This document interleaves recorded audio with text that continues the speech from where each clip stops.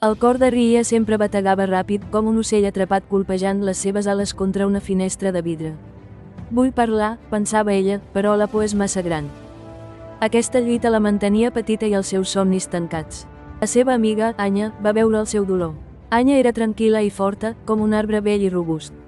La por és només un pensament sorollós, va explicar Anya. No és perill real, però la teva ment et fa trampes. Anya va compartir el seu secret, el minut tranquil. Quan la por t'ataqui, no la combatessis.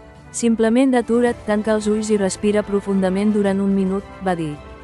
Concentra't només en l'aire que entra i surt, com mirar una onada a l'oceà. Aquesta simple acció trenca l'encanteri de la por. Ria va començar la seva pràctica, provant el minut tranquil abans dels grans moments. Quan sentia la calor de la preocupació, s'aturava i respirava, assaborint l'aire fresc. Els pensaments sorollosos de por aviat es van convertir en murmuris i després en silenci. Finalment, va fer la seva presentació, la seva veu era clara i forta. El seu pit no se sentia pesat, se sentia lleuger, com un globus aerostàtic que s'eleva. Va aprendre que el coratge no és l'absència de por, sinó respirar just al mig d'ella. La lliçó poderosa és aquesta, no pots eliminar la por, però pots canviar la teva relació amb ella. La teva respiració és la teva àncora.